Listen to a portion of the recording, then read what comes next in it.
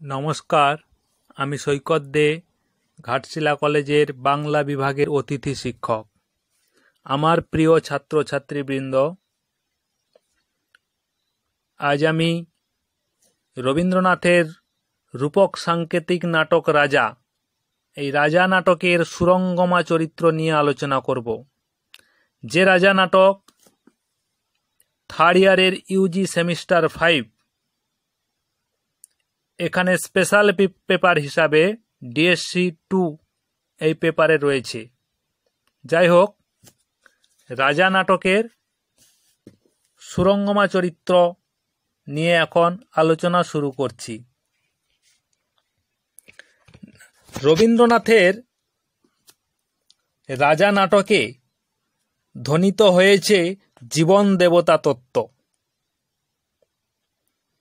এই রাজা নাটকে আমরা যে রাজার পরিচয় পাই, যিনি রাজা রয়েছেন, সেই রাজা সাধারণ দেশের রাজা নয়। এই রাজা সর্বস্তরে ব্যাপ্ত, অথচ লোকচক্ষুর অগোচরে। রবীন্দ্রনাথ তাঁর এই রাজা নাটকের কাহিনী বৌদ্ধ কুশজাতক থেকে নিয়েছেন। এই রাজা নাটকে ভগবত অনুভূতির এক অভিনব রূপ ও তার সমস্যা প্রকটিত হয়েছে। রবীন্দ্রনাথ বলেছেন, সীমার মাঝে অসীম তুমি, বাজাও আপন সুর, আমার মধ্যে তোমার প্রকাশ, তাই এত মধুর। রবীন্দ্রনাথের রাজা নাটকের অন্যতম শ্রেষ্ঠ ভক্তিমতী চরিত্র এই সুরঙ্গমার মধ্য দিয়েই রাজার সম্পর্কে যথার্থ চিন্তা এই নাটকে প্রস্ফুটিত। ভক্তিবাদের কথায় এ ভক্তি অহেতুকী ভক্তি। যে ভক্তি সুরঙ্গমার চরিত্রে ভক্তিরসে পূর্ণ, তবে চরিত্র সৃষ্টিতে তিনি বাস্তবতাকেও ছাড়িয়ে গিয়েছেন। আর সে কারণে সুরঙ্গমার জীবনে, তার জীবনের সূচনা থেকে পরিণাম এক সুষম ছন্দে আবর্তিত হয়েছে। যদি সুরঙ্গমার জীবনের ইতিহাস পর্যালোচনা করি, সুরঙ্গমা শৈশবে তার মাকে হারিয়ে পিতার কাছে লালিত হয়েছিল। আর সুরঙ্গমার পিতা ছিল জুয়ার কারবারি। সে কারণে সুরঙ্গমার যৌবনের উন্মেষের কালে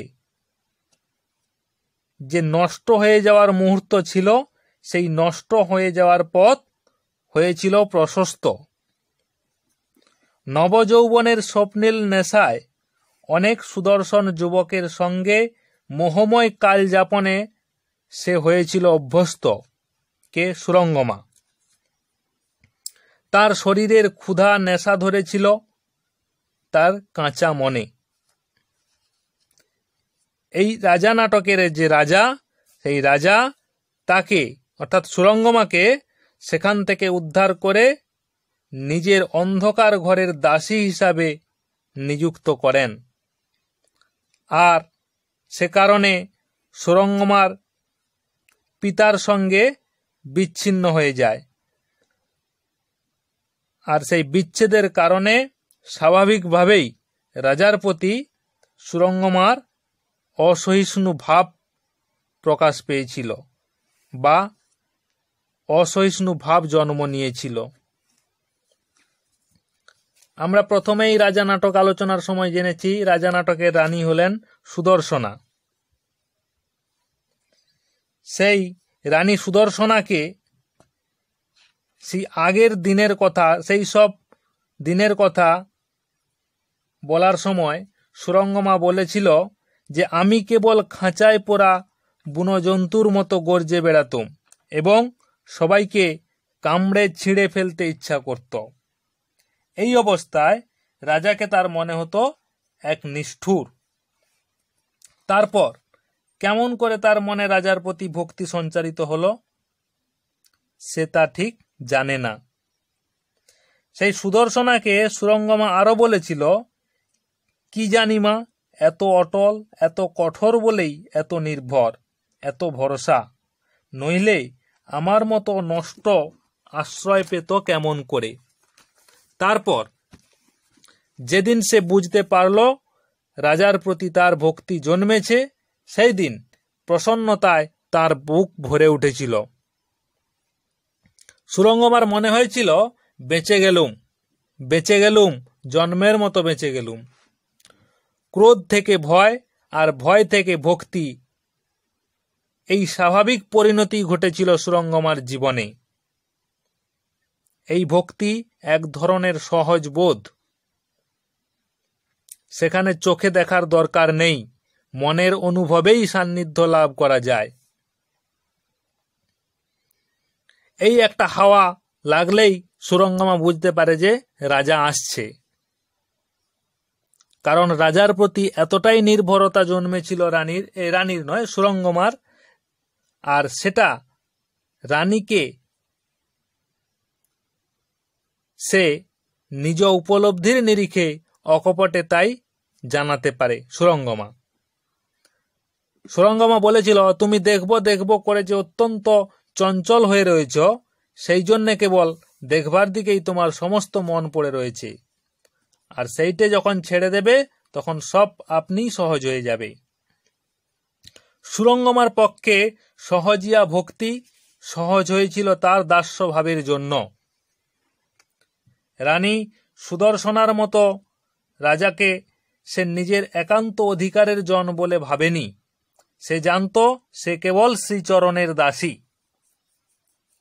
তাই সে রাজার চরণ প্রান্তে দৃষ্টি নিবদ্ধ করেই কৃতার্থ বোধ করত। তার ভার ছিল অন্ধকার ঘরটিকে প্রস্তুত করে রাখা, রাজার অন্ধকার ঘরটিকে প্রস্তুত করে রাখা। সে ভার তার সাধনা। রাজার কাছে তার একটাই প্রার্থনা ছিল যে এ যে মোর আবরণ ঘুচাতে কতক্ষণ, নিঃশ্বাস বায়ু উড়ে চলে যায়, তুমি করো যদি মন। যে মোহ আবরণ দিয়ে সত্যের মুখ আবৃত হয়ে আছে, সে আবরণ তিনি নিজের হাতে সরিয়ে না দিলে সরাই কার সাধ্য। তাই সুরঙ্গমা বলে, ছুটে এসে দ্বারে করি আপনারে শরণে সমর্পণ। তার সাধনায়, সেবায়, আগ্রহে, নিষ্ঠায় রাজা খুশি হয়ে বসন্ত উৎসবে যোগ দেওয়ার আমন্ত্রণ জানায়। তখন অন্ধকার ঘর থেকে মুক্তি পেয়ে বসন্ত উৎসবে যোগ দেয়, যাতে সেই যোগ দেওয়াকে সুরঙ্গমা যদি তার সিদ্ধিজ্ঞান করত, তাহলে তার ভক্তিমতী চরিত্র সম্পর্কে সন্ধিহান হতে হতো। সে অনুভব করেছে রাজা তাকে দূরে কোথাও পাঠিয়ে দিতে চায়। তাতে সে বিশেষ খুশি এই জন্য নয় যে রাজার সান্নিধ্য নিশ্চয়ই আরো বেশি করে সে পাবে, কারণ পরীক্ষক না থাকলে সে পরীক্ষা দেবে কার কাছে। এই বিশ্বাস তার চরম ভক্তি বলেই লাভ করেছে। তাই অনায়াসে সে রাজপুরের নিশ্চিন্ত আশ্রয় ছেড়ে চলে যেতে পারে রানী সুদর্শনার সঙ্গে অনিশ্চিতে পশ্চাতে। রানীর দুঃখকে নিজের মতো গ্রহণ করে অমৃত আনন্দ লাভ করেছে, কারণ জীবনের আভিজাত্য দিয়ে সে দেখেছে দুঃখের পরম প্রাপ্তিই হলো আনন্দ। রানীর সঙ্গে ছায়ার মতো থেকে রানীর চরিত্রকে আরো বেশি প্রস্ফুটিত করেছে এই সুরঙ্গমা। সমালোচক উপেন্দ্রনাথ ভট্টাচার্য বলেছেন, বুদ্ধি যে মানব জীবনের সকল রহস্যের সমাধান নহে, ঈশ্বর যে ইন্দ্রিয়াতীত, অথচ ভক্তিতেই যে তাহাকে অতি সহজেই লাভ করা যায়, এই সকল সত্যের প্রতি ইঙ্গিত করিতেছে সুরঙ্গমা চরিত্রটি। এই সুরঙ্গমা নামকরণের পশ্চাতে চরিত্রটির বৈশিষ্ট্য লুকিয়ে রয়েছে। সুরঙ্গমার কথাটিকে ভাঙলে দুটি শব্দ পাওয়া যায়, এক সুরঙ্গ এবং মা, অর্থাৎ সুরঙ্গের মধ্যে মায়ের মতো লালন পালনকারিণী। নাটকের মধ্যে দেখা যায় সুরঙ্গমা রাজার নির্মিত মাটির তলদেশের অন্ধকার ঘরের মধ্যে রানী সুদর্শনাকে নিয়ত সৎ পরামর্শ দিয়ে চালনা করেছে। রানীকে অন্ধকার ঘরের মধ্যে ভালো মন্দ বোঝাতে, অন্ধকারের মধ্যে দরজা ও পথ চেনাতে সহায়তা দান করেছে। মাটির তলায় যে ঘর তাকে সুড়ঙ্গ বলা যেতেই পারে, আর যেখানে সুদর্শনাকে সে লালন করেছে সেই তো সুরঙ্গমা। বাস্তবিকই সুরঙ্গমা রাজা নাটকের রানী সুদর্শনার পাশাপাশি অবস্থান করে তাকে যথোচিত উপদেশ দিয়ে রাজাকে উপলব্ধি করার উপযোগী করে তুলেছে। অন্ধকার ঘর থেকে শুরু করে নিশাবসানে রাজপ্রাসাদের উদ্দেশ্যে অভিসারের পথে সেই পথ পর্যন্ত সুদর্শনার পাশে সুরঙ্গমাই একমাত্র অবস্থান করেছে। সুদর্শনা রানী হয়েও সুরঙ্গমার উপদেশ গ্রহণ করে অবশেষে বিশ্বাসের জগতে উপস্থিত হয়ে স্বীকার করেছেন, কি স্বীকার করেছেন? বাইরের লোক আমার অবস্থানটাই দেখে গেল, কিন্তু গোপন রাতের সেই সুরটা কেবল আমার হৃদয় ছাড়া আর তো কেউ শুনল না। যাই হোক, রাজা আছেন, তিনি লুকিয়ে আসেন, এবং কে বললে তিনি নেই, এই দৃঢ় প্রত্যয় উপনীত হতে পেরেছিল। আর রানী সুদর্শনার এই উজ্জীবনী পরিণামের মধ্যেই লুকিয়ে আছে সুরঙ্গমা চরিত্রের সার্থকতা। নায়িকা না হলেও এই সুরঙ্গমা হলেন রাজা নাটকের এক অন্যতম প্রধান চরিত্র। যাই হোক, ধন্যবাদ, এখানেই শেষ করছি। নমস্কার।